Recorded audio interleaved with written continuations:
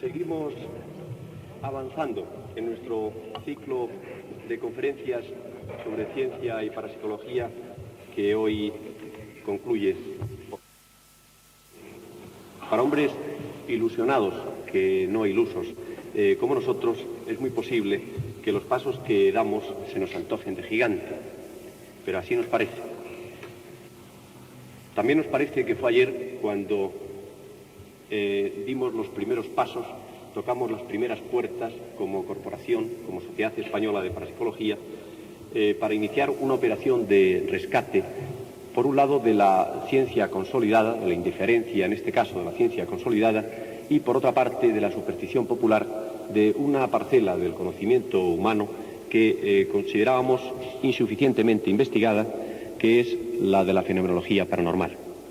Hubo puertas que se cerraron y como consecuencia se fueron encalleciendo nuestros nudillos y fortaleciéndose pues. Desde entonces ya no nos duele tanto la indiferencia de aquellos hombres que creen que su raquítico horizonte marca los confines del universo infinito. Hicimos por aquel momento, para reconfortarnos, algunas lecturas que constituyen una aventura fascinante. Una de ellas es la de la historia de la ciencia. Gracias a ello conocimos algunas otras incomprensiones. Supimos, por ejemplo, que cuando Pitágoras aventuró que la Tierra giraba alrededor del Sol, reconocidos astrónomos de la época, como Hiparco y Ptolomeo, llegaron a afirmar que lo único que daba vueltas eran las cabezas de los pitagóricos. Compartimos también en estas lecturas las amarguras de Sócrates, cuando se vio forzado a tomar cicuta por haber logrado liberarse de las supersticiones de su tiempo. Compadecimos también a los que persiguieron a Anaxágoras por haberse atrevido a decir que el Sol tenía una dimensión mayor a la del Peloponeso. Comprendimos la sorpresa de Edison cuando, mostrando su fonógrafo ante la Academia de Ciencias, uno de sus más distinguidos miembros, Buillot, se abalanzó sobre él y, sujetándole del cuello, le increpó: «Miserable, no nos dejaremos engañar por un ventríloco». Lo más doloroso de esta historia es que 6 meses después, en la misma Academia de Ciencias, el mismo Buillard aseguró que después de estudiar el invento se reafirmaba en su sorpresa. Hay gente que no es capaz, de superar sus propios prejuicios. Como Lavoisier, por ejemplo, que después de soportar toda clase de ironías de sus colegas sobre su descubrimiento de la composición del aire, llegase a asegurar que los miles de testigos que habían observado la entrada de aerolitos en nuestra atmósfera eran todos unos embusteros, porque era impensable o imposible, según él, que del cielo pudieran caer piedras.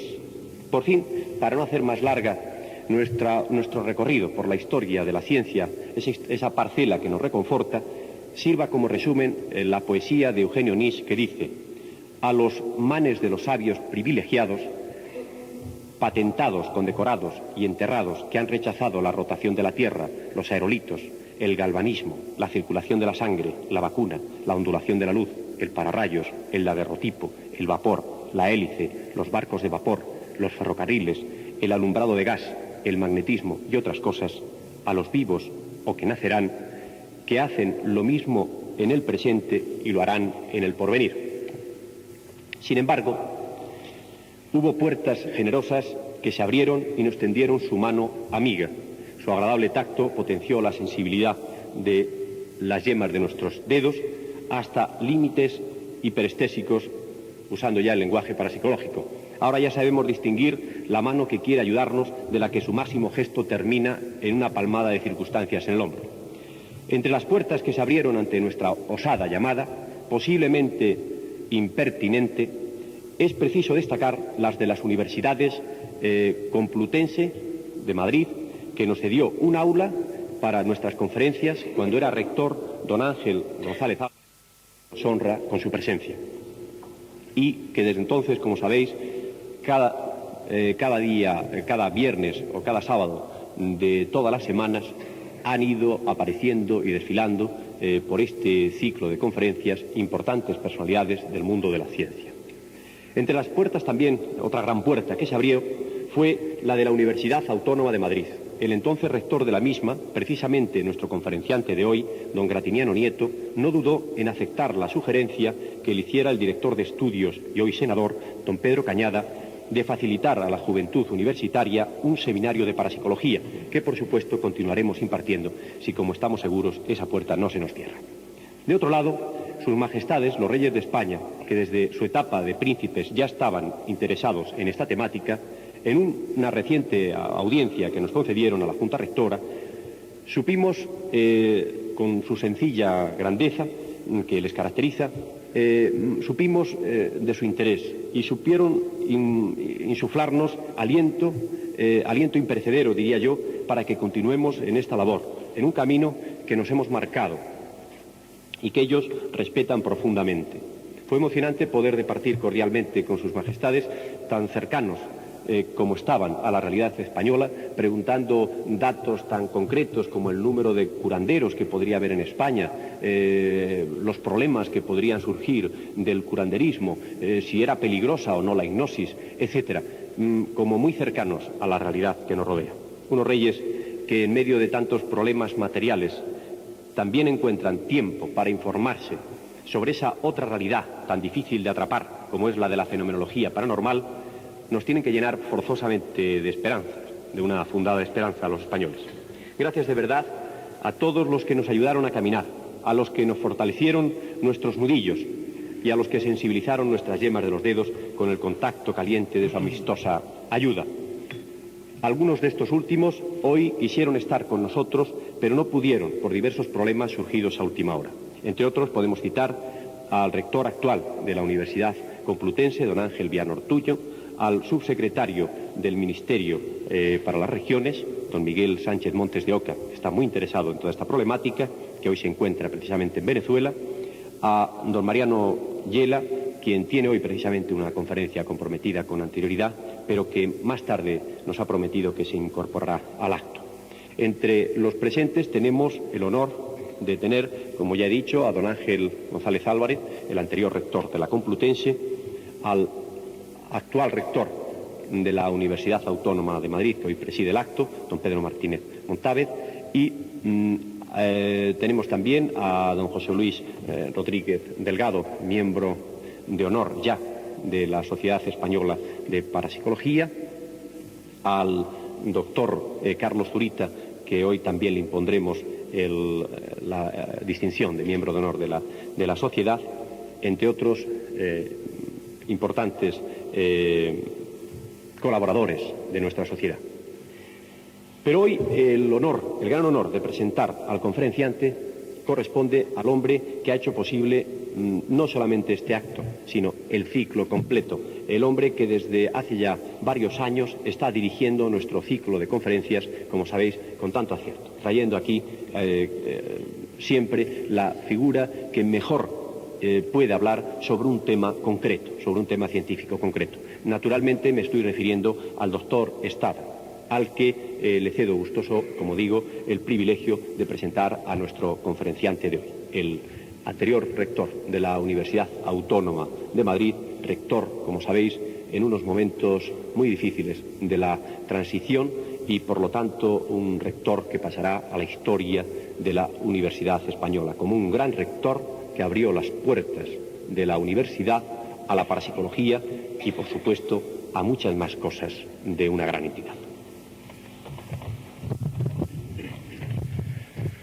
Verdaderamente es para mí un gran honor el presentar a mi gran amigo, porque así lo puedo decir desde hace muchos años, el profesor don Gratiniano Nieto. Voy a hacer corta la presentación porque yo estoy seguro que ustedes lo que quieren es oírle a él y no a mí. Pero verdaderamente podría extenderme más de la hora programada solamente para presentar las grandes actividades del profesor Nieto. Ya cuando yo le conocí hace años, cuando él era rector, me impresionó por su gran actividad. Yo entonces tenía problemas a resolver con el rectorado porque era presidente de actividades culturales y deportivas de la Facultad de Medicina, y entonces aquella facultad estaba creando todo aquello y había verdaderamente muchos problemas. Pues bien, el profesor Gratiniano Nieto siempre encontró un hueco para, no siempre podía resolver las cosas, pero lo que sí podía siempre hacer es indicar un camino, indicar verdaderamente una solución.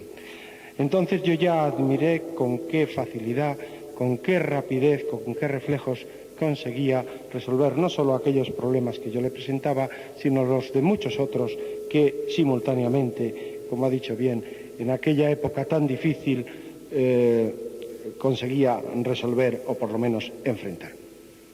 Pues bien, esta gran actividad suya se ha mostrado y demostrado en su campo el que él quiere, el que a él le gusta, que es el campo de la arqueología. Como ustedes saben, es catedrático de esta materia en la Universidad Autónoma de Madrid. Pero muchas otras cosas ha hecho, como por ejemplo el ser director general de Bellas Artes, en una época también en que había que resolver muchos problemas, creando un instituto que es modelo, que es el Instituto Central de Conservación y Restauración de las Obras de Arte. Esto es muy importante, ya que saben ustedes lo que esto representa para el patrimonio de los españoles. Además de esto, ha tenido tiempo para ser conservador de museos y, además, escribir. Aparte de presentar múltiples conferencias, comunicaciones científicas en congresos, tanto nacionales como internacionales, más de 200 artículos y libros de arte, de etnología y, sobre todo, de su especialidad, allí donde es verdaderamente una autoridad mundial, que es la arqueología ibero-romana. Como he dicho al principio, verdaderamente estaría a la hora, y para mí sería una gran satisfacción estar esa hora y más también para presentar al profesor Gratiniano Nieto. Pero yo pienso que lo que quieren ustedes es escucharle a él y, por lo tanto, es lo que todos deseamos.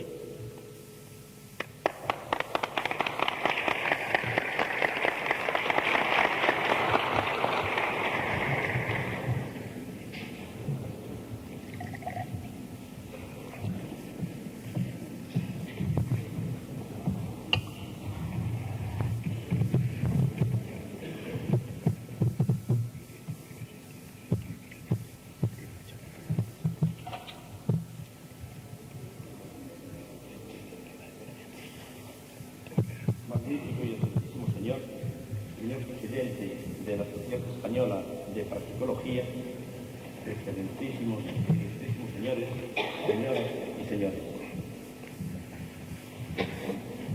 Accediendo a la amable invitación que la Sociedad Española de Parapsicología me ha hecho, voy a tratar de justificar esta noche, a base de unos cuantos ejemplos representativos elegidos al azar, por qué en la base de todas las culturas las creaciones artísticas están condicionadas y son como una consecuencia de las actitudes que adoptan los hombres ante los fenómenos sobrenaturales y de la creencia comúnmente extendida de que para dominar las fuerzas de la naturaleza, para alcanzar logros difíciles de conseguir y para evitar males fisiológicos o psíquicos, para causar estos a los enemigos o para dar caza a los animales que eran base del sustento, era necesario acudir a una serie de prácticas de carácter esotérico por lo general que llevadas a cabo en determinadas condiciones propician la actuación de una serie de fuerzas que actúan en favor o en contra de los mortales o de lo que con ellos tienen relación. El afán innato que subyace en todo ser de creer que mediante determinadas prácticas y creencias puede propiciar en favor suyo esas fuerzas misteriosas y la finitud y pequeñez que el hombre siente ante los grandes fenómenos naturales que a diario le es dable contemplar y ante el enigma insondable que para ellos representa cuanto a la vida y a la muerte se refiere, motiva el que desde los momentos aurorales de la humanidad buscara la manera, si no de dominar estas fuerzas y desvelar estos misterios, sí al menos ponerse en condiciones de sacar de ellas el mayor beneficio y asegurarse una supervivencia de cada enigma indescifrable del más allá o para defenderse y capturar a los animales que le facilitarían alimento y sustentación. Es así como comienzan a surgir una serie de prácticas misteriosas por lo general para el común de los mortales, a las que se ha venido a denominar prácticas mágicas. Es así como se ha ido formando las míticas teogonías de los grandes pueblos de la antigüedad, que han desembocado en las grandes religiones posteriores. Pero antes de seguir, será bueno precisar y fijar exactamente el significado y el alcance de los tres vocablos que figuran en el título de mi exposición. Magia, dice el diccionario de la Real Academia, es la ciencia o arte de enseñar a hacer cosas extraordinarias y admirables. La misma autoridad que nos sirve de guía define el mito como fábula, ficción alegórica, especialmente en materia religiosa. Más adelante veremos hasta qué punto es válida esta definición, y define la misma autoridad la religión en su primera acepción como conjunto de creencias o dogmas acerca de la divinidad, de sentimientos de veneración y temor hacia ella, de normas morales para la conducta individual y social y de prácticas rituales, principalmente la oración y el sacrificio para darle culto. Estos tres vocablos, magia, mito y religión, les encontraremos relacionados ya con nuestras primitivas representaciones artísticas en un maridaje tan íntimo y estrecho que puede afirmarse que no se verá interrumpido más que en nuestro tiempo, cuando el arte se deshumaniza, se desmitifica y, en consecuencia, la abstracción sustituye a la figuración, coincidiendo con la ruptura con la tradición ancestral, la cual es sustituida por fórmulas estéticas nuevas, en unos momentos en que surgen también fórmulas sociales diferentes y en las que hasta la finalidad del arte se problematiza y se discute. Hasta este momento hay base cierta para afirmar que desde los primeros balbuceos de la humanidad se ha visto incitado el hombre a acudir a medios extraordinarios para expresar sus anhelos y afanes más íntimos relacionados con impulsos anímicos, y que desde el primer momento ha tratado de plasmar y fijar esta situación mediante sus creaciones artísticas. Buceando en la prehistoria, echamos de ver que ya desde el período auriñacense hay una preocupación especial por cuanto se refiere a la fecundidad y a las circunstancias que la rodean. Parece como si esta hubiera sido el primer impacto espiritual del hombre y su primera y principal preocupación a fin de que todo su proceso se resolviera del modo más favorable. Desde muy pronto existió lo que podríamos llamar el rito de la fecundidad, y a él hacen referencia una serie de símbolos que aparecen plasmados en nuestras más viejas representaciones plásticas conocidas. La madre se identifica desde muy pronto con la fuente de la vida y, en consecuencia, no costará mucho para que se convierta en personificación de la fertilidad, tomando así carta de naturaleza, un mito de fuerte arraigo a lo largo de la historia. Mito que desde el principio estará vinculado a cuanto se refiere a la maternidad y al nacimiento, y que se hará realidad en el culto a la diosa madre, de la que tanto se prodigaron las representaciones iconográficas en toda la cuenca mediterránea. ¿Podemos proyectar, por favor? En este sentido, son bien significativas las llamadas Venus auriñacenses, de acusados caracteres esteatopígicos, hechas en marfil, hueso, piedra, en bulto redondo o en bajo relieve, las cuales desde Asia Occidental se extendieron hasta Europa. Son ejemplos señeros de esto las estatuillas encontradas en Willendorf, que es la que tenemos aquí delante, pase por favor, en Leipzig, que es esta otra que vemos aquí, o la siguiente, que representa la Venus impúdica, pase por favor, encontrada en Logueribas. A estas mismas ideas responde este bajo relieve encontrado en Lausanne. En estas obras, sin afán estético especial, se fijan figurillas de mujer, con una deliberada exageración de sus tejidos adiposos, los que se ha interpretado como alusión a la procreación y al deseo de conjurar un resultado feliz del parto. Así como los auriñacenses fueron especialmente sensibles a cuanto se refería a la procreación de la especie, los magdalenenses se preocuparon sobre todo de la conservación y del dominio de la casta. A este afán responden sin duda la serie de representaciones pintadas y grabadas en las cuevas paleolíticas de Dordoña y de nuestra zona cantábrica principalmente, de las que Altamira, Candamo, Tito Bustillo y Lascaux son señeros ejemplos. Todas estas pinturas tienen como denominador común que están hechas en cavernas, en las que solo se las podía contemplar ayudados con la luz de una lámpara. En ocasiones están pintadas en lugares prácticamente inaccesibles, como Candamo, a la que... No, vaya tan deprisa. Si puede volver atrás, por favor, más. ¿A otra? Esa.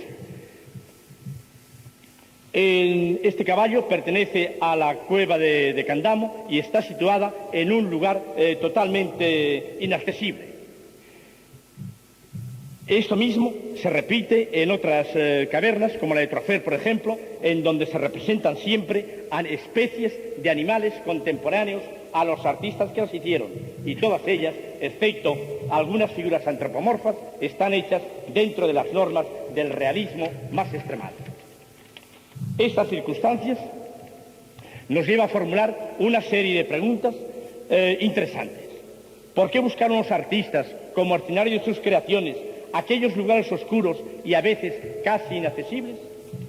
¿Las hicieron solo para recreo de los cazadores de renos, ciervos y bisontes, o respondía su representación a otras motivaciones?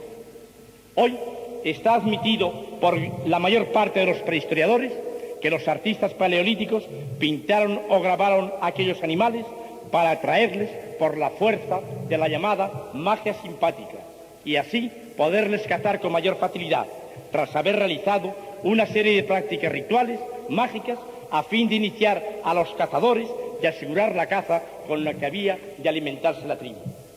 Estos ritos servían para practicar el simulacro de cazar las especies representadas, para proteger a las que fueran útiles o para exterminar a las que fueran dañinas o perjudiciales para el hombre. A esta idea deben responder esas figuras en las que se pintaba la silueta de un corazón, como se ve, por ejemplo, en el Efate de Pindal, o una serie de flechas clavadas en lugares vitales, como se fija en este caballo que tenemos delante, o en la diapositiva siguiente, en el que... No, al siguiente. En el que se ve también que un caballo tiene una flecha clavada en la parte alta, casi cerca de la cruz. Aparte de estas figuras, ¿qué pasa? Está invertida, pero en fin, vamos a... Hay otras en las que parece que todo el cuerpo del animal está completamente cubierto por hileras de flechas, como en esta que tenemos delante. Diapositiva interesante porque en la parte superior del lomo del animal se ve la silueta de una mano que también se ha interpretado, y hay razones importantes para ello, se ha interpretado como un símbolo de tipo mágico, ya que aparece reiteradamente en muchas cuevas, y el símbolo de la mano, como símbolo profiláctico, llega prácticamente hasta nuestros días.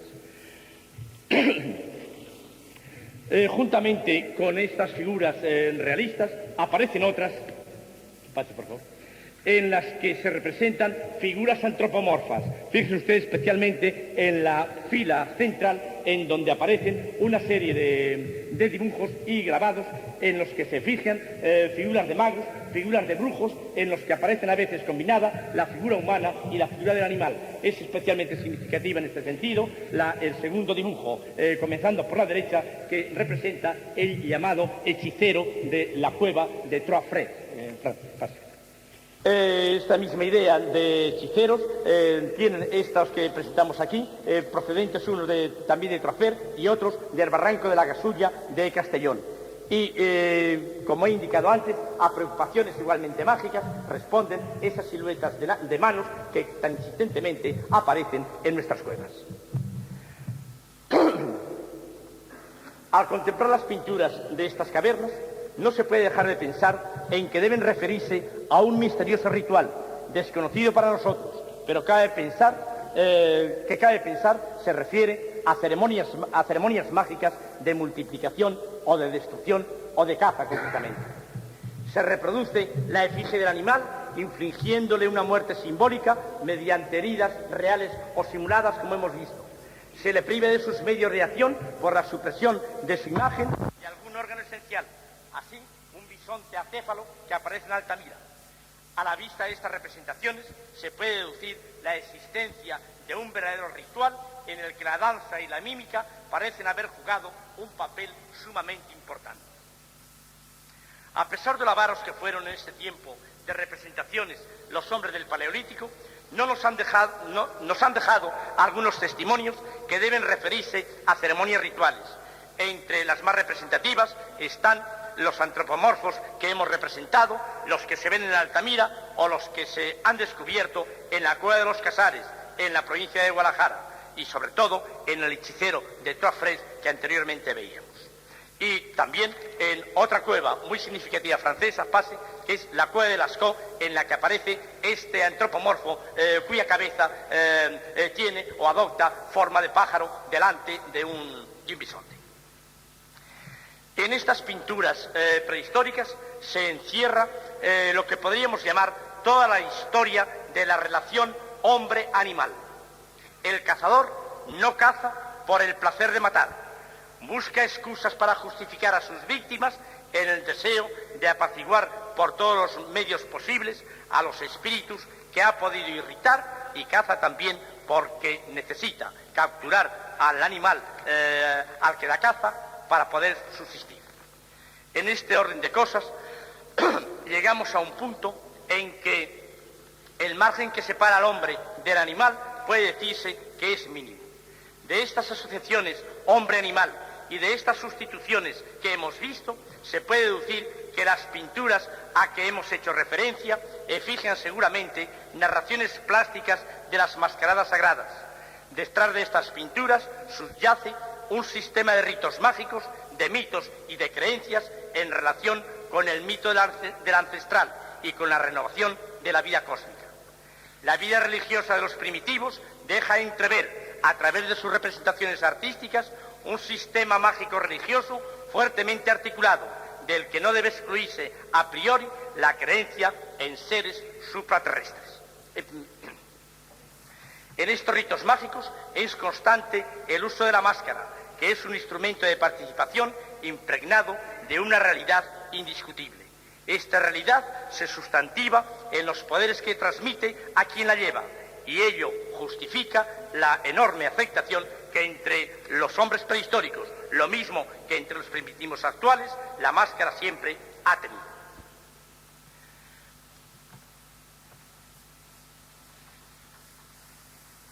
He hecho mención al principio del interés que hubo entre los hombres del Paleolítico por cuanto se refiere a la fecundidad y a su culto.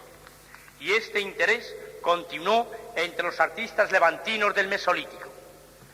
A esta idea responde la famosa escena del Barranco de Cogul en Lérida, en el que se representa una danza de mujeres frente a un hombre desnudo. Y ya dentro de la época neolítica, el culto a la maternidad se fije también en figuras esquemáticas de las que son ejemplos bien representativos las que podemos ver en esta diapositiva pertenecientes a la Cueva de los Letreros en Vélez Blanco, en las que las representaciones de los cuerpos femeninos se hacen a base de simples triángulos o de un simple o de dos semicírculos, los cuales es necesario poder seguir toda la serie evolutiva de su esquematismo para poderlas interpretar. El culto a la diosa madre, uno de los más extendidos en el mundo antiguo, como he dicho, puede seguirse desde su iniciación a través de una serie de significativas representaciones plásticas. Y aparte de las ya mencionadas, hay que citar una serie de ejemplos importantes en yacimientos neolíticos de Jericó, de Irak, de Anatolia y de Beluchistán. Encontramos también representaciones de la diosa madre en Egipto, en la época enratiense, del cual tenemos aquí un ejemplo, y en diferentes yacimientos de la cuenca oriental del Mediterráneo, especialmente en las islas Cícladas,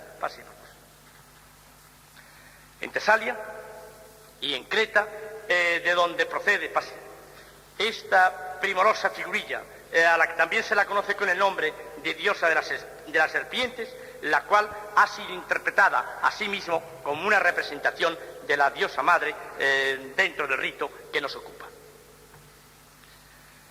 El culto a la diosa madre de raíz paleolítica, como hemos visto, tendría su máximo exponente en la Artemisa de los griegos, cuya mejor representación icónica fue sin duda la Artemisa de Éfeso, símbolo de la madre tierra, generadora de los frutos y de la vida joven.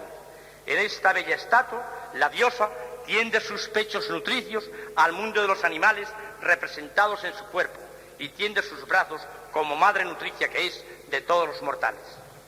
El papel destacado que la diosa madre ocupó en todas las culturas y pueblos antes del cristianismo explica y justifica para algunos exégetas la importancia excelsa que la figura de María, Virgen, Madre de Dios, llegó a alcanzar.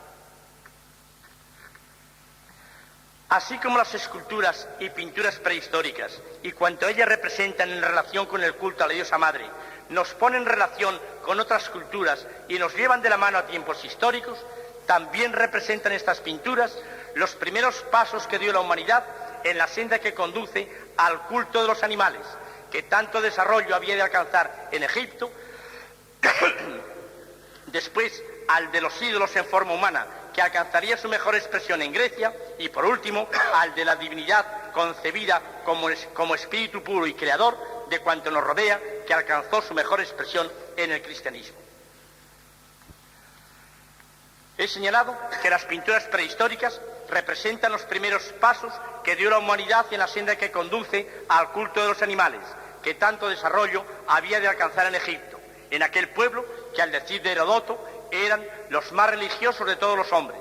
Y efectivamente, esto queda constatado apenas se hace un repaso a la historia política y religiosa de este pueblo, en el que, como veremos, las ideas y prácticas mágicas jugaron también importante papel, hasta el punto que puede afirmarse que en Egipto la magia apenas se distingue de la religión. En Egipto, el mago dispone de fórmulas mágicas defensivas y ofensivas, lo que explica la importancia que entre ellos tuvo el amuleto y el talismán, que viene a ser como un amuleto científico. El talismán o el amuleto están hechos en madera, metal o tierra esmaltada, cuya forma evocaba los signos jeroglíficos de lo que querían representar, tales como animales o símbolos alusivos a la vida o a la salud. Talismanes y amuletos han sido algo que han estado íntimamente unidos a las costumbres míticas y mágicas de la humanidad, y en los momentos actuales, gracias al movimiento hippie, están adquiriendo un nuevo y extraordinario desarrollo. Por lo que se refiere al tema que ahora nos ocupa en relación con el culto a los animales, hay que señalar que dentro de la riquísima fenomenología mágico-religiosa que en Egipto existe, en un principio de la historia de Egipto, antes de la agrupación o de la creación de los grandes imperios, todos los ciudadanos de Egipto estaban agrupados en homos, cada uno de los cuales tenía un animal tótem, tenían un animal como símbolo. A partir del momento en que los gnomos se agruparon, los egipcios se hicieron sedentarios y como consecuencia surgió una organización agrícola y religiosa en la que el tótem, o los tótem mejor dicho, desempeñarían un papel extraordinario. Junto a ellos aparecerán pronto nuevos dioses que se juntan y mezclan con los tótems primitivos, transformados en dioses protectores y defensores de los gnomos.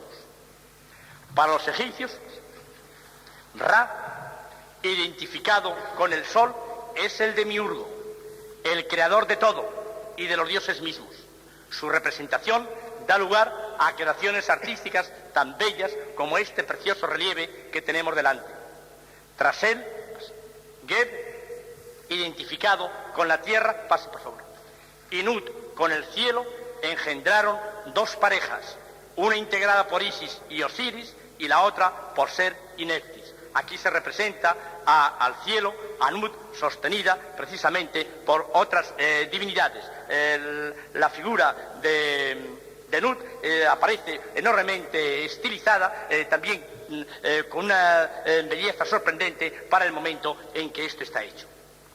Causas políticas introdujeron una jerarquía entre los seres divinos y entre estos Pronto adquirieron un grado preeminente en el panteón egipcio Ra y Osiris, en torno a los cuales se desarrollan una serie de prácticas mágico-religiosas cuya descripción nos llevaría mucho tiempo enumerar, que tuvieron un magnífico reflejo en las manifestaciones plásticas, como tenemos ocasión de ver en este primoroso relieve en el que se representa a Osiris protegido por Isis. En la leyenda de la resurrección de Osiris, gracias a prácticas mágicas utilizadas por Isis, es en lo que se apoya el hecho de que los faraones, a partir de Menes, se convirtieron en los monarcas más absolutos del mundo, y ello por derecho. Y este derecho le conservarían a lo largo de 3.500 años, a lo largo de los cuales, muy lentamente, los sacerdotes y los individuos fueron liberándose de la coacción de los ritos y rompieron con los marcos de las fórmulas mágicas que están tan firmemente arraigadas en la historia de las primeras dinastías egipcias. La religión egipcia, instrumento de gobierno, institución de Estado, que desconocía prácticamente al individuo, era un edificio social fortificado por la armadura de los dogmas y de rituales mágicos, y solo se desmonta y transforma cuando, despertada la conciencia, toma carta de naturaleza la valoración del individuo. De la importancia que el rito y la magia llegaron a alcanzar entre los egipcios tenemos abundantes testimonios, y quedan expresivos ejemplos cuando analizamos el rito seguido en la construcción de pirámides y de templos, y sobre todo en el embalsamamiento de difuntos, costumbre que tiene su base en la aceptación de la metempsícosis y en la creencia de que mientras el espíritu tenga un K en que apoyarse, tiene segura su supervivencia.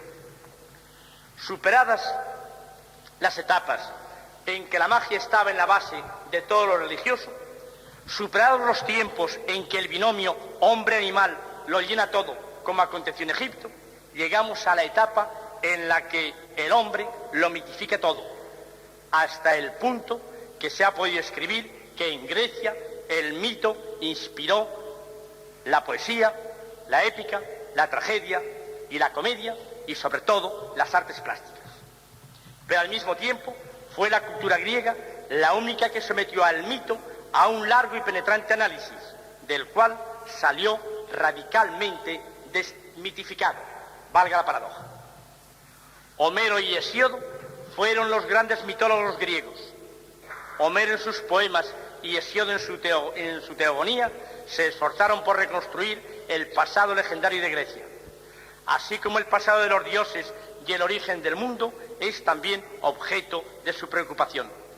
La obra de Hesíodo es testimonio de cómo el pensamiento griego, creador de mitos, intentaba responder a la cuestión de saber de dónde viene y cuándo aparece el mundo y cuándo aparecen los dioses.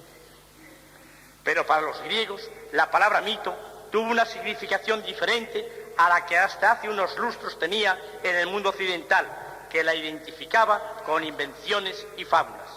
Para los griegos el mito era una historia verdadera, que tenía un enorme valor por tratarse de una historia sacra y por tanto ejemplar y significativa. Y es en este sentido cómo utilizan este vocablo los etnólogos actuales, para quienes el mito representa una tradición sagrada, la revelación primordial, el modelo ejemplar, según ha puesto de relieve Mircea Eliade en su reciente libro Mito y Realidad, para quien la lucha del hombre con el tiempo y el de desvelar sus orígenes y el de sus creencias, que esto es en definitiva lo que el mito persigue, aparece en todas las manifestaciones del arte y de la religión. Estas narraciones míticas, que por serlo acercaban a los mortales temas y cuestiones de carácter sobrenatural, pronto calaron como es lógico en el pueblo, a cuya cultura religiosa se incorporaron, y en consecuencia se sintió la necesidad de fijarles plásticamente y de unir estas representaciones, en gran parte de los casos, a la decoración de los más importantes y venerados santuarios. Ejemplos significativos de este afán les encontramos, entre otros muchos que podríamos citar. ¿Quiere pasar?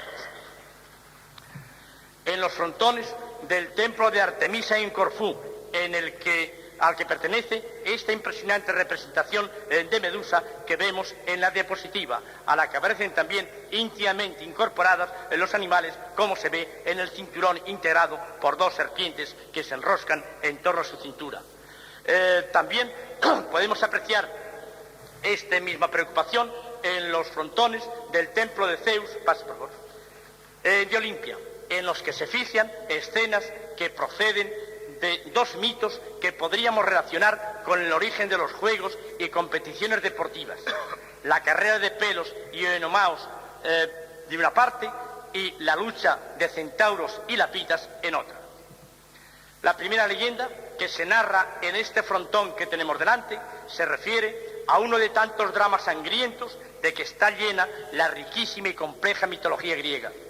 Hipodamia, hija de Enomao, rey de Pisa, se vio solicitada por muchos pretendientes. A todos los que manifestaban el deseo de tomarla por esposa, Enomao les obligaba a llevar a la doncella en su carro hasta el altar de Poseidón. Una vez que había partido, le seguía Enomao en su carro, tirado por corceles de su padre Ares, veloces como el viento, y tan pronto alcanzaba a la pareja, atravesaba al pretendiente con una lanza.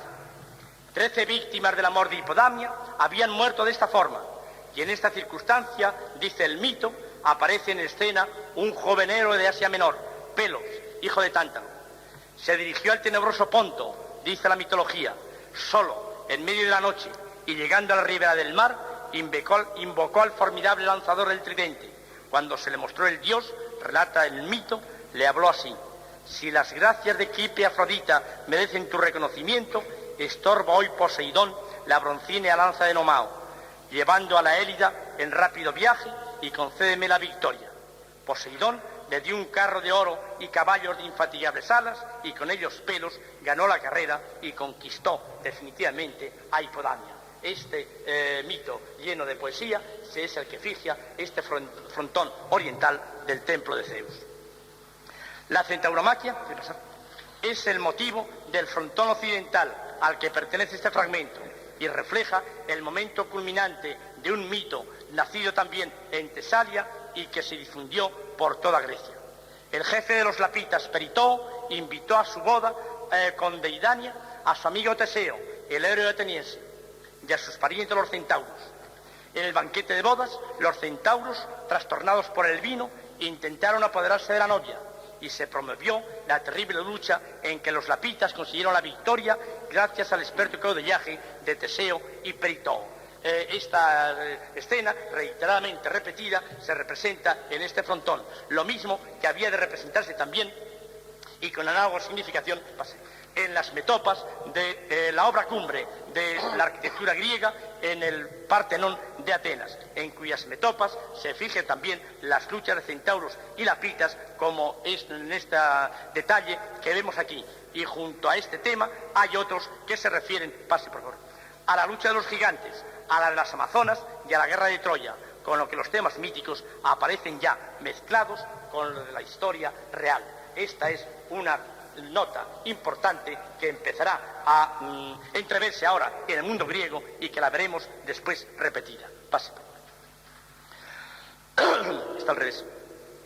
En el friso de este monumento singular se narran las fiestas panatenaicas, en las que las doncellas de Atenas ofrecían el peplos a Atenea, que aparece acompañada por las divinidades mayores, y junto a ellos aparecen los principales héroes griegos, y luego una teoría impresionante de elegantes doncellas y de efebos y arcontes de Atenas. Este detalle efigia a algunas de las divinidades que acompañan a Atenea en el momento de recibir el peplos ofrecido por las doncellas atenienses. Pase, por favor.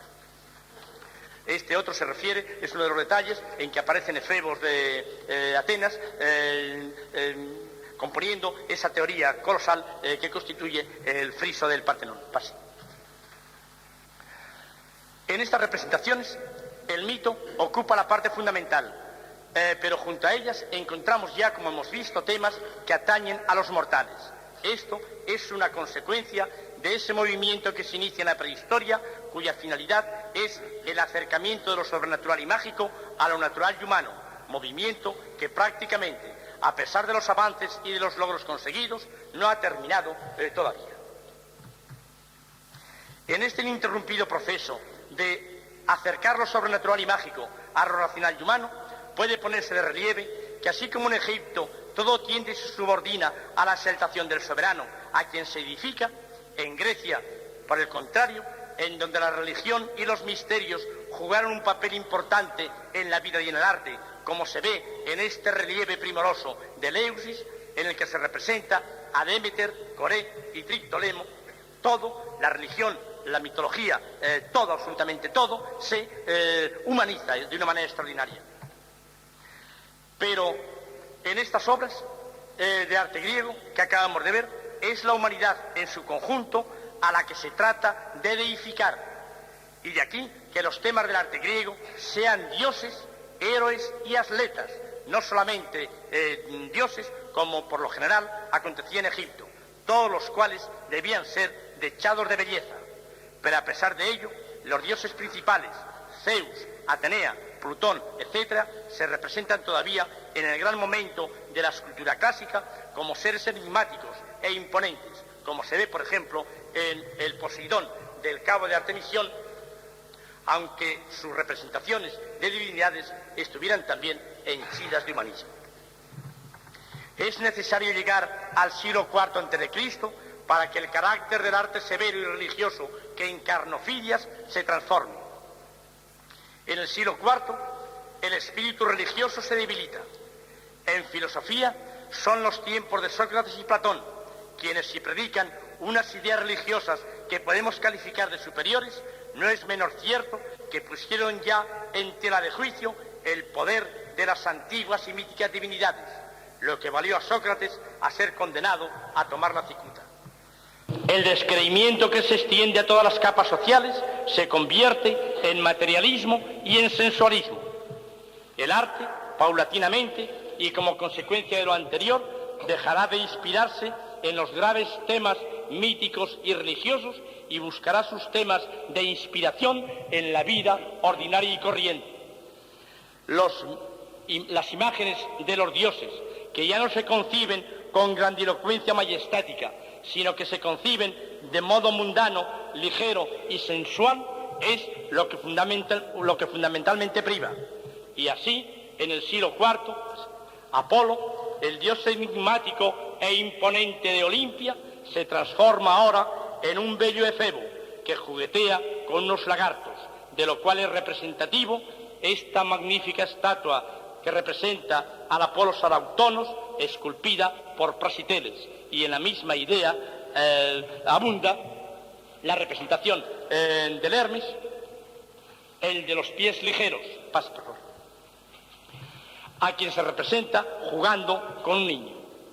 No se ha tenido pudor en esta época en representar a estos dioses totalmente desnudos, y esta falta de pudor ante el desnudo ni siquiera retrocede ante la representación de la diosa Venus, a la que frecuentemente vemos que la representaron totalmente desnuda, irradiando su espectacular belleza, como puede verse en la Venus púdica que proyecto, la que hace olvidar por completo la religiosidad y el miedo que inspiraban las representaciones de las antiguas divinidades. Pero no se crea que porque la religión se ha humanizado y porque los dioses se han acercado a los mortales, los griegos, inconstantes, caprichosos y librepensadores, se habían liberado paralelamente de los sortilegios de la magia, ni del influjo que ejercieron en ellos algunas viejas tradiciones y ritos, los cuales conservaron a lo largo de su historia, y así se puede comprobar lo arraigados que estuvieron algunos de los más extravagantes, tales como el sacrificio que anualmente había de celebrarse en honor de Ariadna, la mujer de Teseo. Junto a este afán conservador de antiguas costumbres y ritos, hay que señalar la firme creencia que tenían en la existencia de días fastos y nefastos. En estos días nadie se casaba, no se comenzaba ninguna empresa, no se celebraban asambleas, ni se administraba justicia. Los días 10º y 19º de cada mes se empleaban en purificaciones. No pueden verse reminiscencias de las creencias en que hay días nefastos y en la prevención con que en nuestro tiempo determinadas gentes actúan los martes de cada semana o el 13 de cada mes? Los griegos de la época clásica seguían haciendo sacrificios por las cosechas, por el retorno de las lluvias, por el buen tiempo, para curar a los enfermos o para combatir al hambre y a la peste. Según Aristófanes, creían en la adivinación, interrogaban a los pájaros, a las voces, a los signos y a las entrañas de las víctimas. Ni siquiera las mentes más egregias se libraron del influjo de estas creencias que se asientan en lo mágico. Y sabemos por Jenofonte que el propio Sócrates, que había combatido las antiguas creencias en los dioses, creía sin embargo en los augurios y recomendaba el estudio de la adivinación. También que creía en los sueños y que consultaba las entrañas de las víctimas y que vivía rodeado de adivinos. Lo anotado explica la importancia que en Grecia tuvieron los oráculos, de los cuales fue el de Delfos el más famoso. En el pritaneo de cada ciudad se alimentaba a hombres que precedían el porvenir. Era frecuente encontrar en las calles adivinos, sacerdotes e intérpretes de sueños.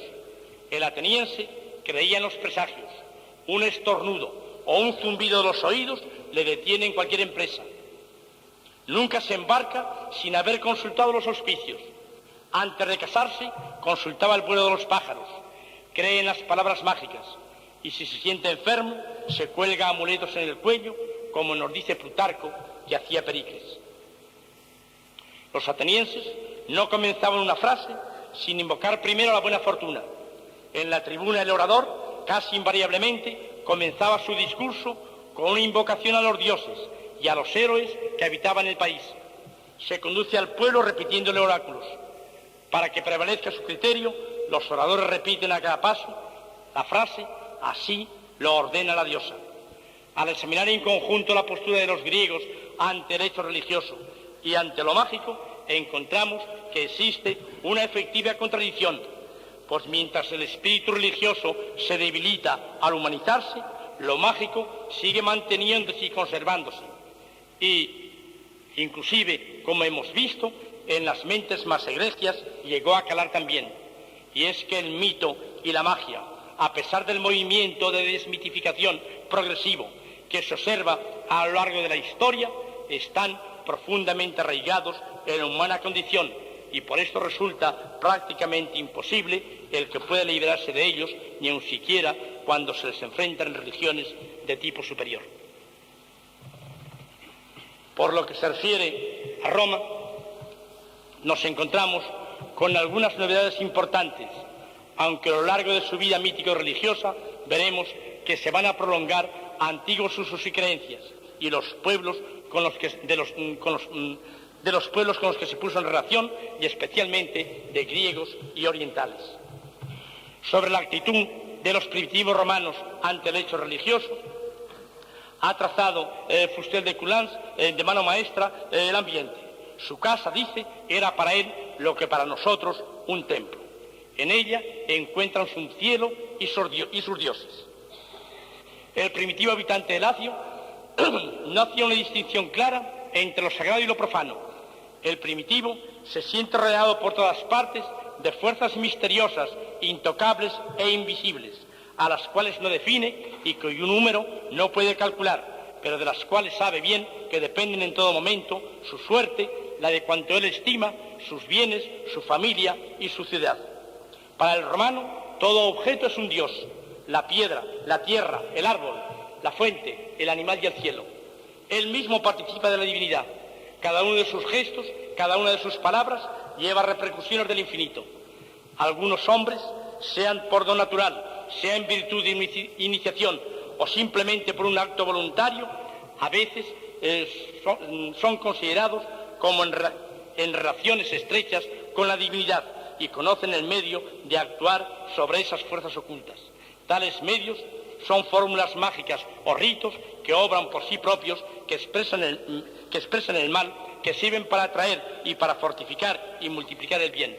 El romano, como el primitivo, tiene una confianza ciega en estas fórmulas y en las personas que conocen su secreto. El mago es el rey o el magistrado que lo reemplaza es necesariamente el mago. Roma y su sociedad se vio llena de actos rituales y algunos de los actos rituales de la Roma primitiva permanecieron hasta mucho tiempo después de la desaparición del imperio. Baste recordar para confirmar esto los versos del poema del Cid que dicen: a la salida de Vivar tuvieron la corneja diestra y al entrar en Burgos tuvieron la siniestra. Esto es en definitiva la supervivencia de la creencia, la importancia que tenía el estudio del vuelo de las aves, que ya los griegos y especialmente los romanos cultivaron de una manera extraordinaria.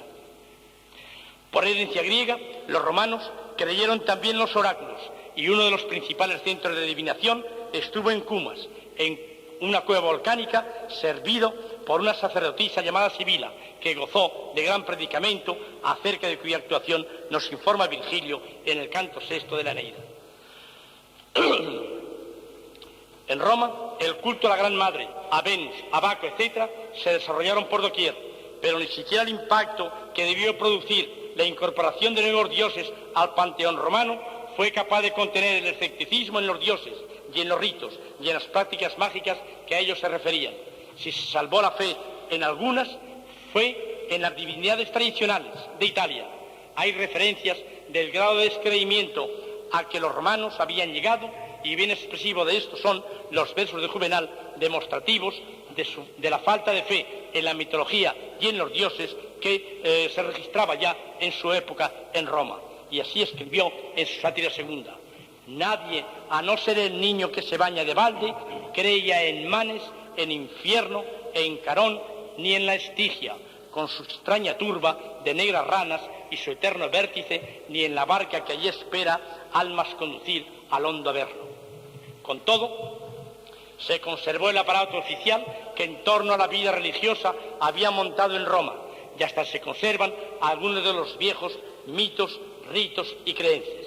Se sabe que Augusto era devoto ferviente de la astrología, que profesaba un gran respeto a Nicio Tibulo, filósofo y mago, que desde tiempo de Cicerón había contribuido a extender estas doctrinas entre la alta sociedad, y quien había predicho la grandeza que había de alcanzar Augusto al interpretar el signo de Capricornio bajo el cual el emperador había nacido.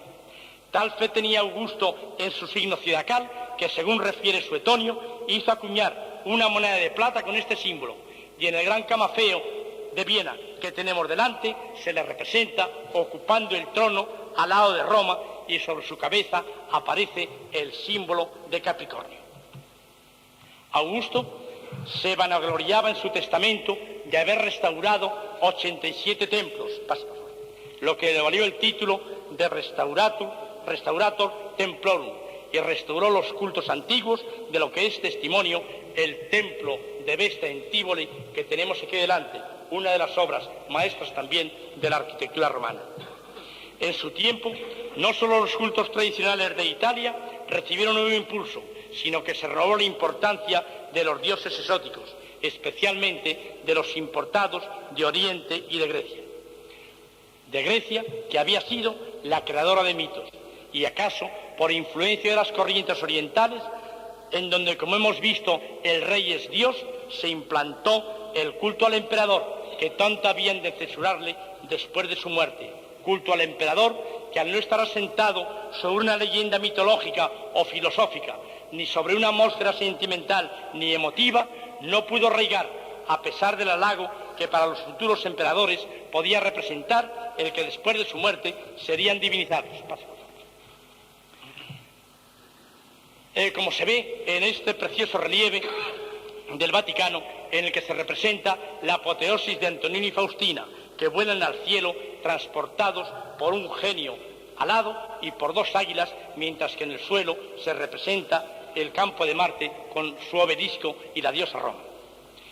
Aunque el culto al emperador no arraigó, su influjo se dejó también sentir en el arte. Así, el templo que por orden de Livia, mujer de Augusto, se levantó en el Palatino.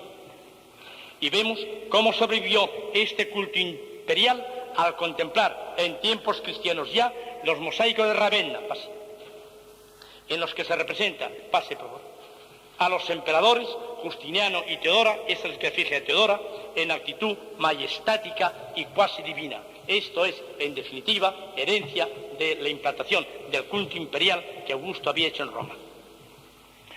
A pesar del debilitamiento del espíritu religioso que se registró en Roma a la llegada del cristianismo, no cabe pensar que se había renunciado totalmente a rendir culto a las viejas deidades, ni que se había perdido totalmente la fe en los ritos y en la magia.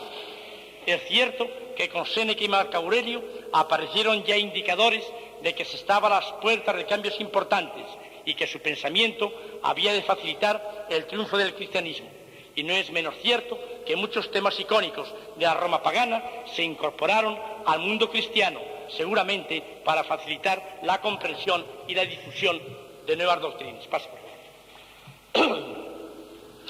Uno de los ejemplos, entre los muchos que podríamos citar, es el del buen pastor, que se efigia al modo del moscóforo clásico, como podemos comprobar si comparamos esta diapositiva con la siguiente. Pase, por favor. Que es un moscóforo de época arcaica de Grecia. O al modo como se ve en los mosaicos que decoran el Museo de Gala Placidia en Ravenna. ¿Quiere pasar, por favor? En que se representa ahora a Cristo a modo de Orfeo apacentando sus ovejas, como puede apreciarse aquí o en este detalle que sigue a continuación. ¿Quiere pasar? A partir de ese momento, todo un mundo de representaciones influidas por el fenómeno de lo religioso podrían hacerse desfilar, pero no se piense por ello que las que tienen su fuente en lo mágico y en lo mítico han desaparecido totalmente.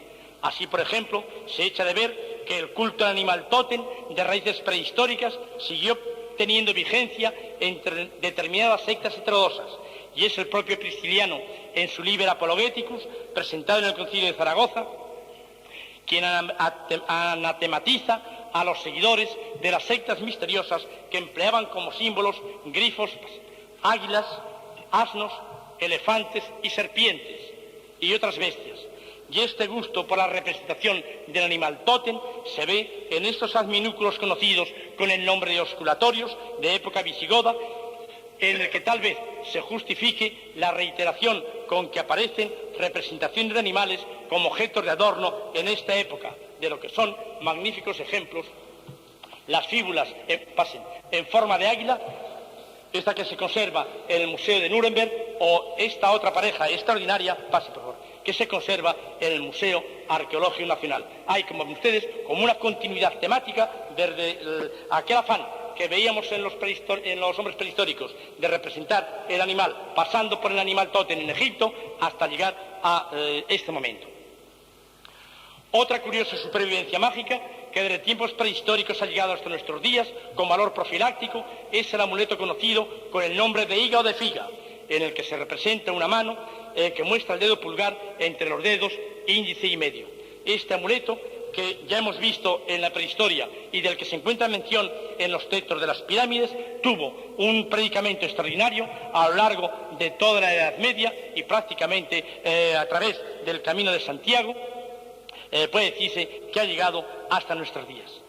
La creencia en el poder del animal tótem justifica y explica el gran predicamento que en la Edad Media y aún en la contemporánea tuvieron ciertos animales, algunos de los cuales aparecen íntimamente ligados a la farmacopea del momento.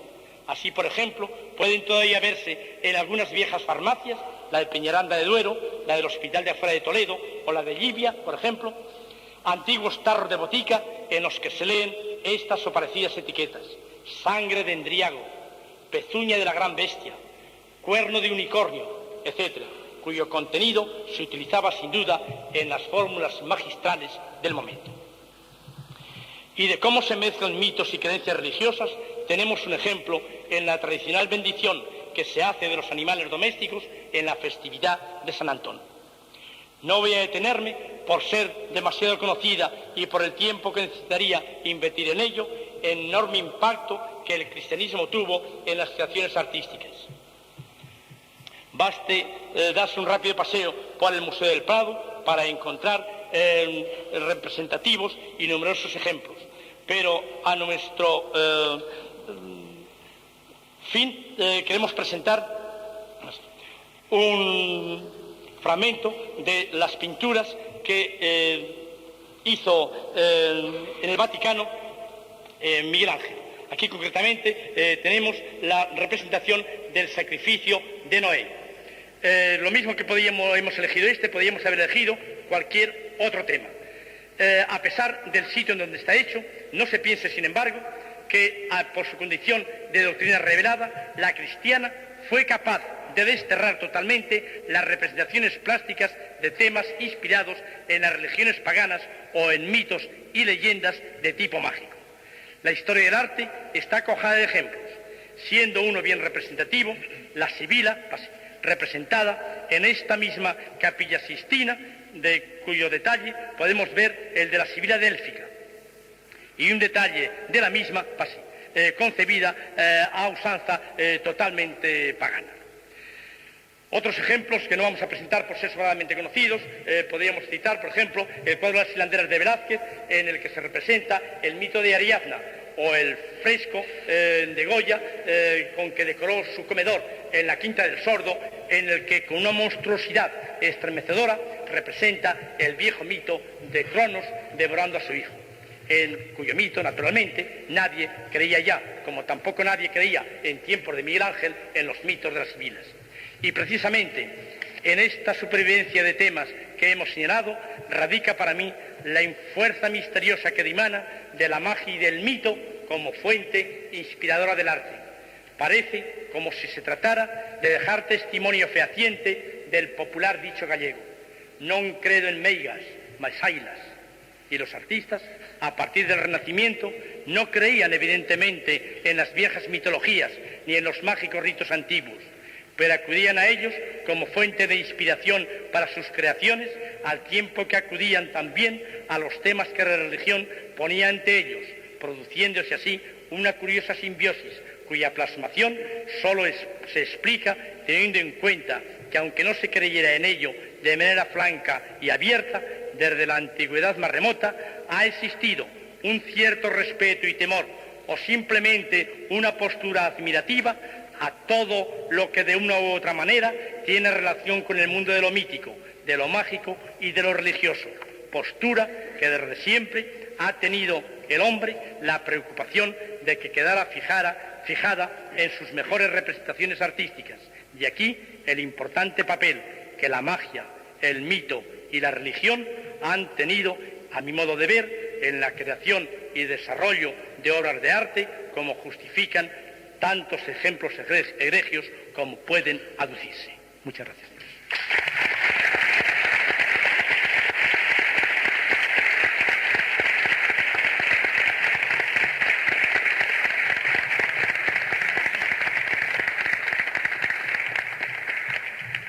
Bien, muchas gracias al exrector de la Universidad Autónoma de Madrid y catedrático de Arqueología, don Gratiniano Nieto, esta magistral lección. Creo que, por suerte, siempre tenemos la prudencia, como en un acto de premonición, de grabar estas conferencias y, por lo tanto, podremos y tendremos que hacerlo alguna vez, volver otra vez a escucharla, porque es una conferencia para meditarla profundamente.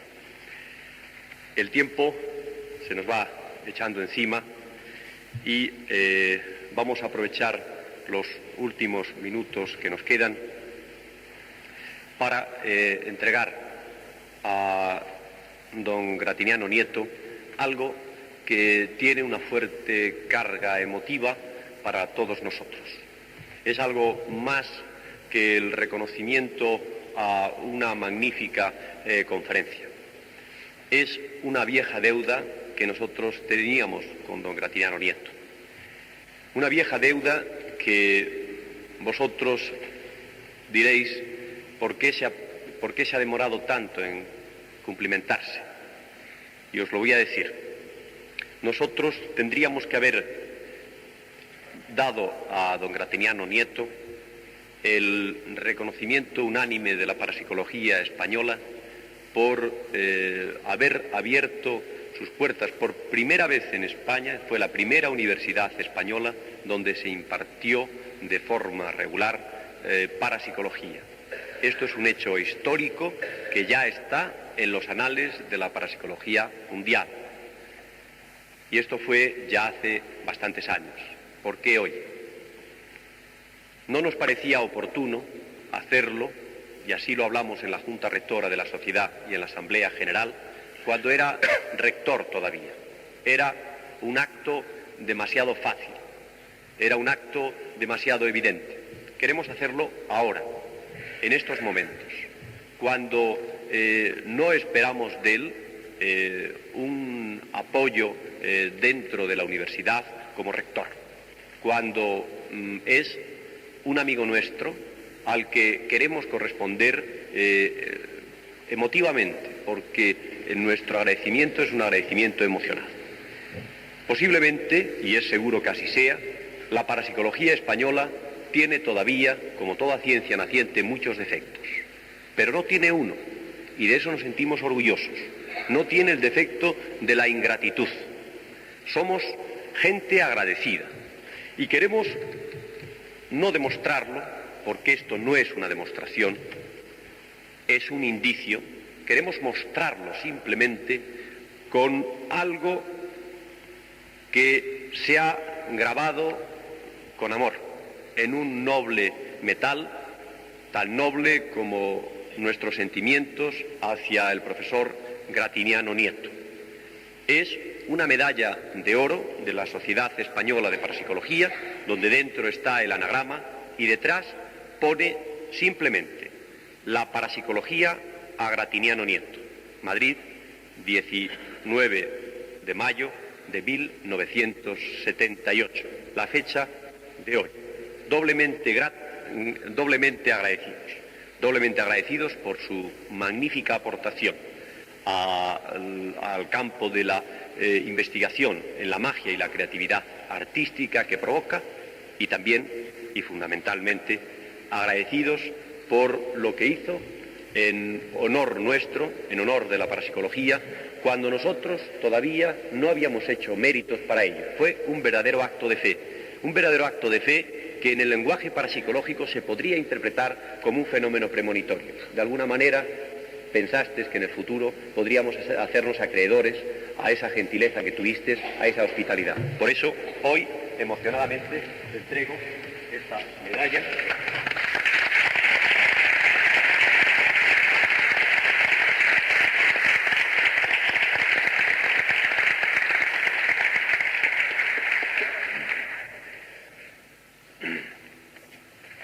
También en su día, y lo atestigua el documento que vamos a entregar seguidamente, en su día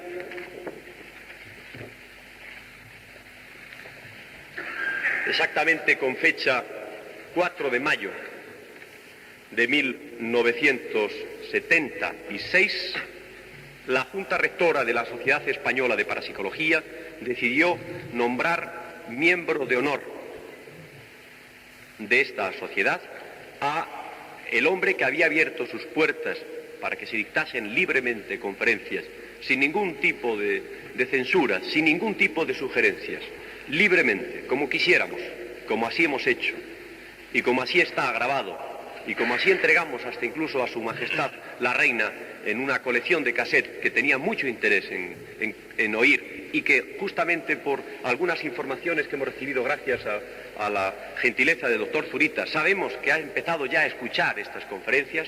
Pues bien, estas conferencias que hemos tenido el honor de poder entregar a la Reina, estas conferencias han sido posibles gracias al hombre que entonces era rector de la Universidad Complutense de Madrid. Y también ahora, transcurrido el tiempo, un tiempo más que prudencial, queremos públicamente rendirle el homenaje que se merece, entregándole este diploma, este modesto diploma que dice En virtud de los grandes merecimientos del excelentísimo señor don Ángel González Álvarez, la Junta Rectora tomó el acuerdo, en reunión celebrada el 4 de mayo de 1976, de nombrarle miembro de honor de esta asociación. Para que así conste, expedimos el presente documento en Madrid a 26 de junio de 1976. Lo firma el presidente y el secretario. Voy a rogar precisamente al secretario, a Francisco Gavilán Fontanet, que sea él el que tenga el honor de entregar a don Ángel González Álvarez el diploma.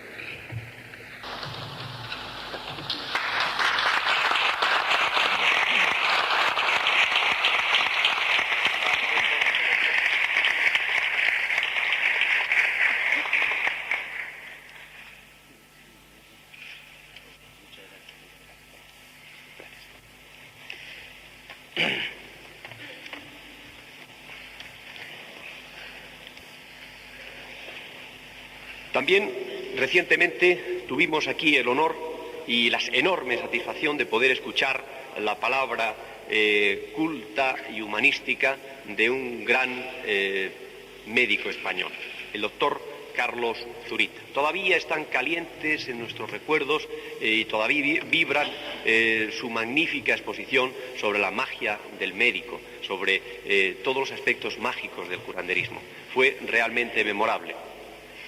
Como un impulso unánime, como quizás se generen los impulsos unánimes que se llaman de opinión pública, que quizá tengan algo de extrasensorial, porque no está muy claro cómo se genera. Como ese movimiento, todos nosotros pensamos, nos miramos y nos dimos cuenta que teníamos que nombrarle miembro de honor. Y así lo hicimos. Y lo hicimos el pasado día 2 de mayo en nuestra Junta Rectora, después de haberle escuchado y después de haber sabido que es un hombre que, más que hacerle nosotros el honor de nombrarle, valga la redundancia, miembro de honor, es él el que, aceptando esta distinción, nos hace el honor. Así que quisiera que nuestro vicepresidente, el hombre que ha hecho posible, nuestro vicepresidente primero, el doctor Estada, este ciclo de conferencias, sea el que se lo entregue.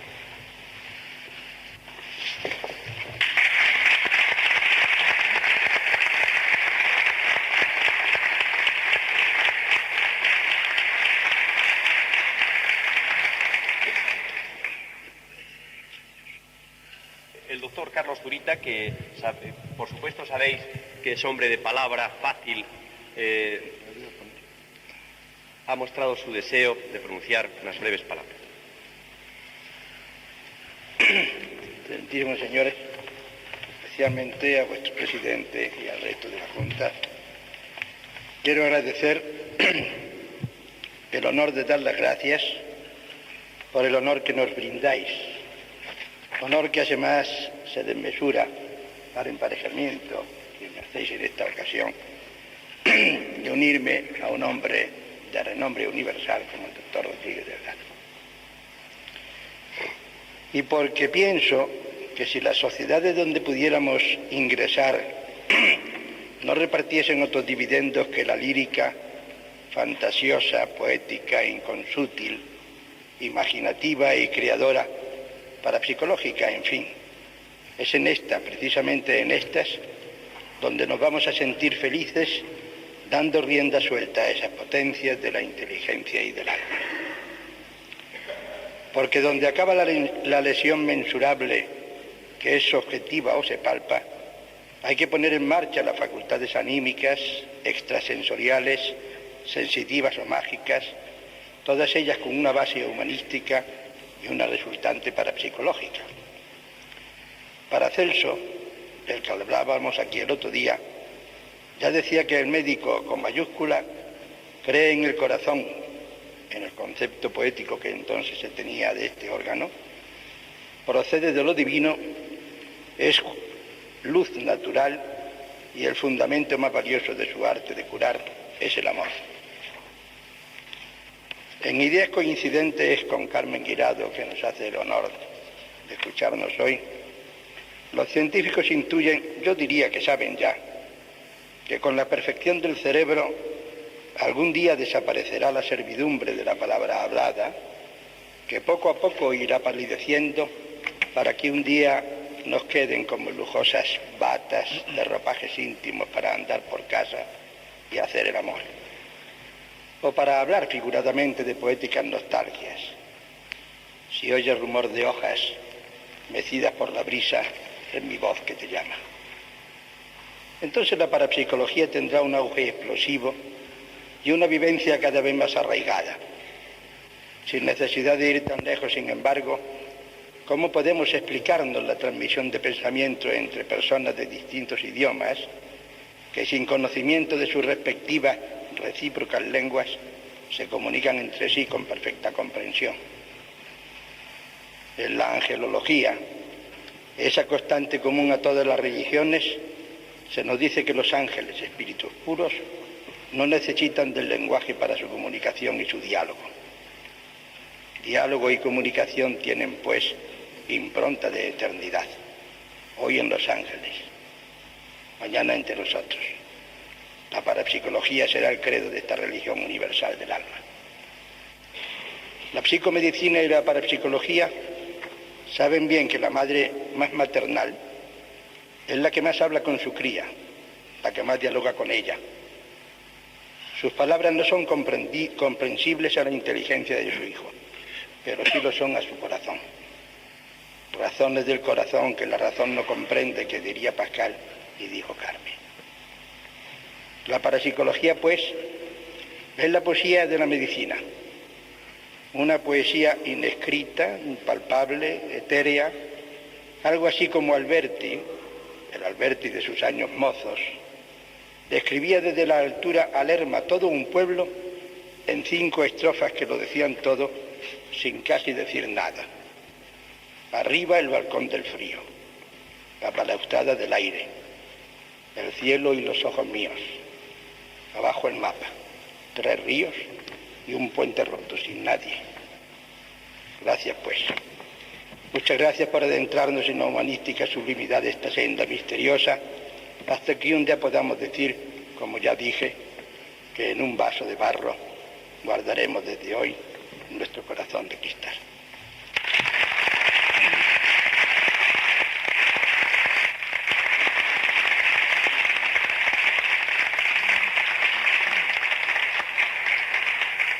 Muchas gracias, Carlos. Es muy reconfortante oírte. También seguidamente vamos a hacer entrega, nuestro vicepresidente segundo, el doctor Guillermo Serrano Trapasaguas, va a hacer entrega a un hombre que hace unos meses también nos impresionó con otra conferencia. Constituyó para nosotros como un modelo a seguir, como algo de lo que tendríamos que hacer si queremos acercarnos a la ciencia, si queremos ser científicos. Su ejemplo es un ejemplo a seguir, es un ejemplo vivo. Y le hacemos miembro de honor, como quizá en algunas religiones se les hace a ciertas personas sumamente virtuosas santones, para imitarlos, para seguirles. Así que hoy a doctor José Manuel Rodríguez Delgado, nuestro vicepresidente Guillermo Serrano, le va a hacer entrega del diploma de miembro de honor de la sociedad. Ya en su día le hicimos entrega como una premonición.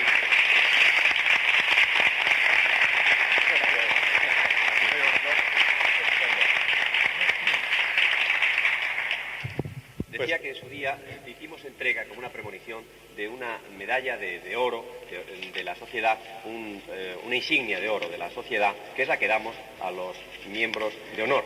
O sea que de alguna manera ya te dimos un anticipo de ese título. Por favor. Gracias por la premonición, gracias por el título y muchísimas gracias por esta tan cordial nombramiento de socio de honor. Yo realmente me encuentro entre ustedes, dijéramos, como en casa. Y el título de esta serie, Ciencia y Parapsicología, creo que está centrada en lo que nuestro grupo está intentando hacer. El demostrar que temas que en el pasado eran parapsicológicos, es posible que hoy día, y muchos de ellos en un próximo futuro, sean realmente parte de la ciencia. Un ejemplo. Hace pocos años, el hablar de placer o el hablar de amistad eran entes difíciles de precisar desde el punto de vista científico o neurofisiológico. Hoy día sabemos que en el cerebro hay toda una serie de receptores, los llamados receptores opiáceos, que hace muy pocos años no se conocían. De manera que hoy ya empezamos a saber que hay sustancias como el opio, las encefalinas y las endorfinas, que producen nuestro cerebro, y receptores para estas extrañas sustancias que nos dan placer físico. De manera que la ciencia empieza hoy día a hacer realidad científica, lo que hasta hace poco eran entes psicológicos y casi parapsicológicos. Quisiera añadir que en el futuro creo que posiblemente la parapsicología debe de tener un papel importante, y precisamente hoy acabo de recibir una invitación desde París de las Naciones Unidas para presentar en una muy próxima reunión el mes que viene, que vamos a tratar de el mundo que dejamos a nuestros hijos. En este momento actual de crisis de valores, de crisis materiales, creo que tiene quizás una mayor importancia el que nosotros, los que estamos construyendo o destruyendo el mundo actual, que nos hagamos responsables de qué clase de mundo le dejamos a nuestros hijos. Y les estaba yo comentando a los que me invitaban de Naciones Unidas que quizá deberíamos de tocar dos puntos.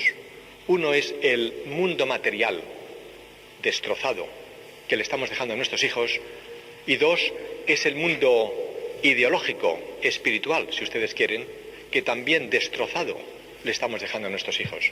Y como una posible esperanza, creo que estas nuevas receptores, estas nuevas sustancias que están entre la ciencia y la parapsicología, que quizá este sea parte del mundo que debemos dejar a nuestros hijos, un mundo, no diría parapsicológico todavía, pero al menos un mundo mejor, un mundo más humano, más físico y sobre todo más espiritual.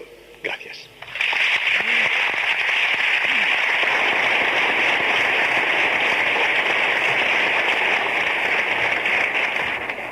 Muchas gracias, José Manuel, por tus ya memorables palabras. Están ahí grabadas para la posteridad. Bien, para finalizar entonces vamos a rendir tres últimas gratitudes en otro orden de ideas. La parapsicología tiene tres grandes colaboradores, tres grandes, yo diría, auxiliares, que pueden hacer que de cara al futuro sea una ciencia consolidada, una ciencia que no tenga que repetir, como yo lo estoy haciendo tantas veces, su deseo de ser ciencia. Una es la estadística. Gracias a la estadística nosotros podemos saber dónde estamos, si lo que ha ocurrido es por azar, si lo que ha ocurrido vulnera las leyes del azar, si es casualidad o si no lo es, si realmente es un fenómeno insólito, un fenómeno real, un fenómeno que no obedece. Y para ello teníamos preparado un diploma para un hombre que creo que no ha podido venir. Hay dos diplomas, otro más, para otra persona que me dijo que iba a hacer todo lo humanamente posible por venir, pero que era muy difícil, el azar también, era muy difícil que pudiese venir. Uno es, pero yo digo su nombre por si acaso estuviese aquí, porque no le veo. Uno es el doctor José Luis Carrasco, que yo creo que no está, efectivamente. Pero aquí está el diploma, en otra ocasión se lo entregaremos. También hay otro diploma para otra persona que nos ha ayudado enormemente desde otro campo, totalmente diferente, pero que es muy importante para la constatación de los hechos. Es el campo del ilusionismo. Un paragnóstico o un dotado no se diferencia externamente en nada de un ilusionista. Los dos hacen cosas asombrosas, solo que el ilusionista lo hace con truco y el dotado sin truco. Por eso necesitamos la ayuda y la colaboración de los ilusionistas. Y hemos tenido una colaboración extraordinaria en el control experimental y de laboratorio del presidente, hasta hace poco, de la Sociedad Española de Ilusionismo y del resto de los miembros de la sociedad, don José Luis Ballesteros, que también me dijo que seguramente no podría asistir al acto, pero quiero dejar hoy constancia de este diploma que le hemos concedido, porque nos ha ayudado enormemente a detectar el fraude, cosa que es fundamental en la parapsicología, en la investigación paranormal. Y finalmente hay otro punto que es necesario también, es el tener en cuenta que hay otro extremo. La parapsicología, nosotros estamos avanzando en una línea sumamente racionalista. Y es evidente que a veces, en este deseo de acercarnos al racionalismo, a veces perdemos de vista algunos aspectos esotéricos de la parapsicología, quizá un poco de nuestros orígenes. Nosotros no debemos avergonzarnos de nuestros orígenes, como los médicos no se pueden avergonzar de sus antepasados, los curanderos mágicos, ni los químicos de sus antepasados, los alquímicos. En realidad, eso es historia. La parapsicología tuvo unos orígenes en pautas o en zonas esotéricas del conocimiento humano, y ha habido una persona que ha sido fiel todavía a esas zonas esotéricas, y que cada día, cada conferencia, durante el coloquio, ha intervenido y ha restablecido quizá el equilibrio. Quizá el conferenciante ha sido demasiado científico y él, de alguna manera, ha restablecido el equilibrio. Nos ha dicho que también hay otras cosas que no se pueden medir, que no se pueden pesar, que no son cuantificables, pero que están ahí. Y ha sido prácticamente un coloquiante asiduo, y por ello hoy queremos rendirle el necesario tributo de afecto y de reconocimiento por sistemáticamente, después de cada conferencia, haber intervenido y a veces haber puesto en apuros al conferenciante. Ni que decir tiene que me estoy refiriendo a Fernando Sesma. Fernando Sesma, al que le voy a pedir a nuestro secretario de honor, Ezequiel García Carbajo, que le haga entrega del diploma que dice Testimonio de gratitud a don Fernando Sesma.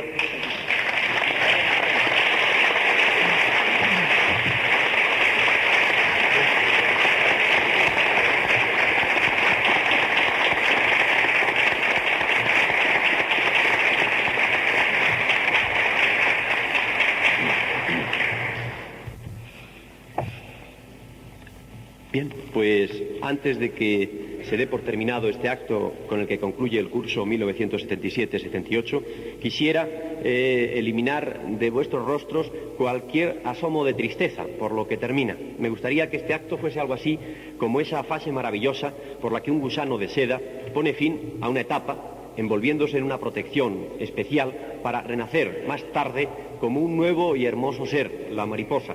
Desearía, pues, que ahora se iniciase en todos vosotros una etapa de maduración, de meditación en todo lo que hemos aprendido a lo largo del curso, para luego después volver al curso siguiente como unos hombres nuevos, con nuevos horizontes, con nuevas ideas, con una belleza espiritual mayor.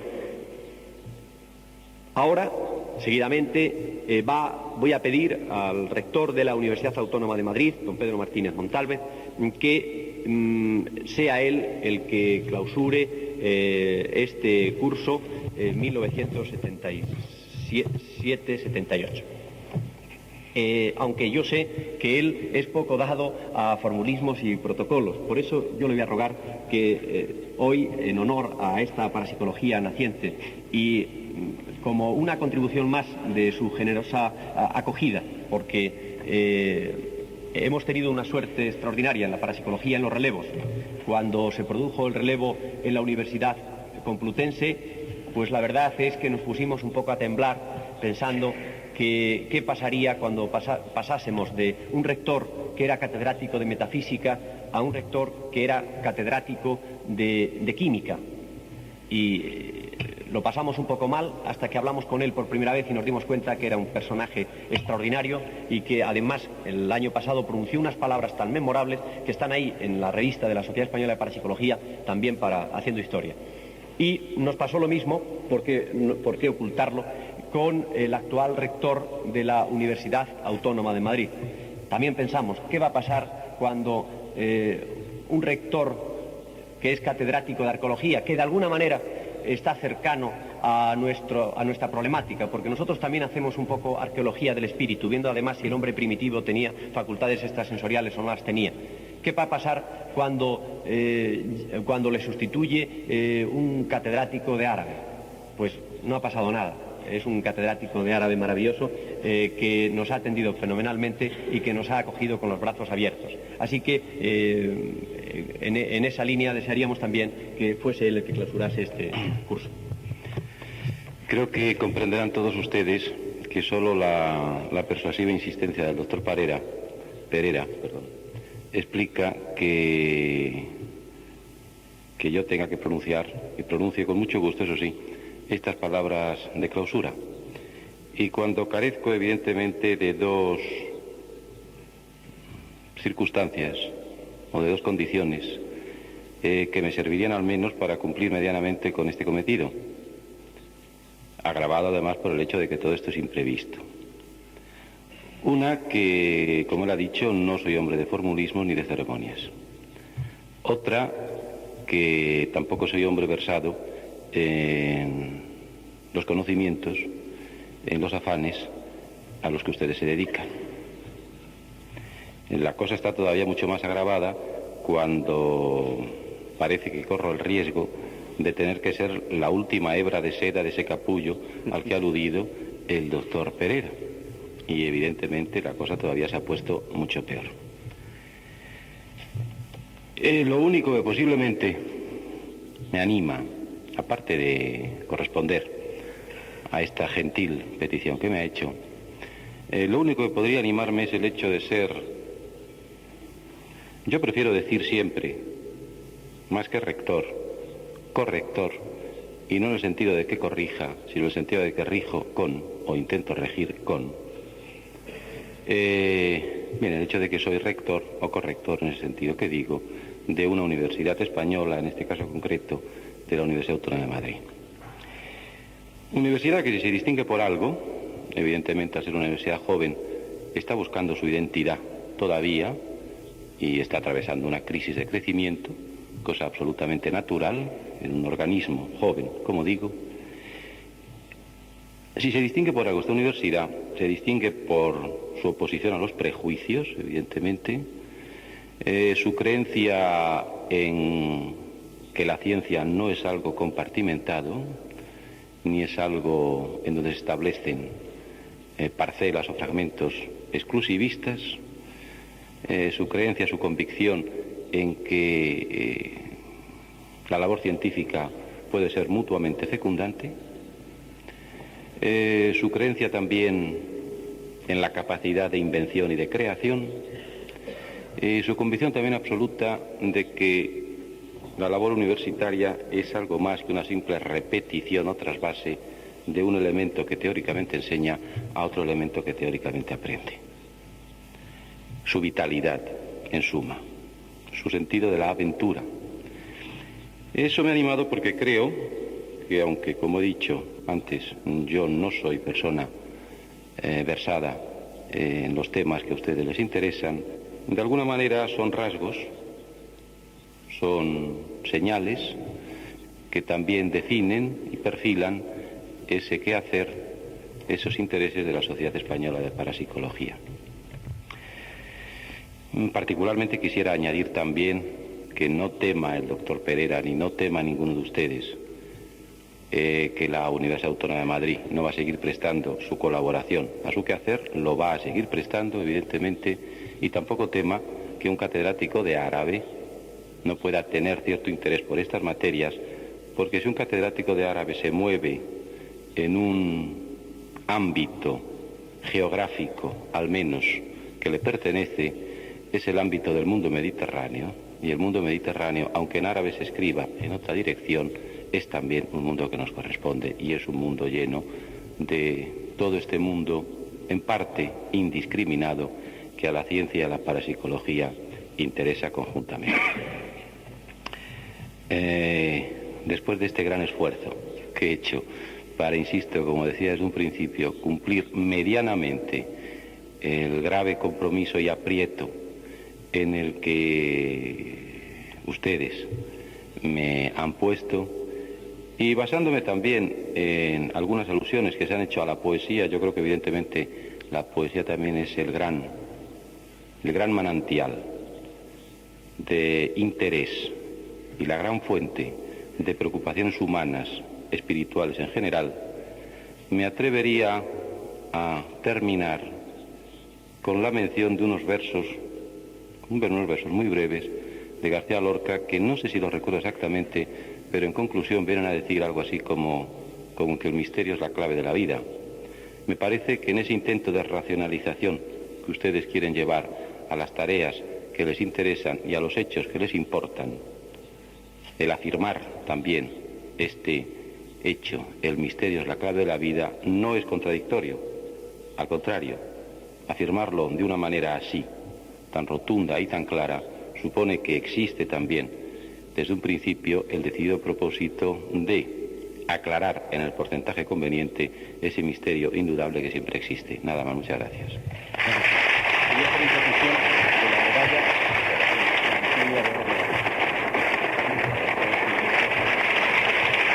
Oye, esto es un caso. Lo llevo así. Muchas gracias. Nada, bueno, gracias.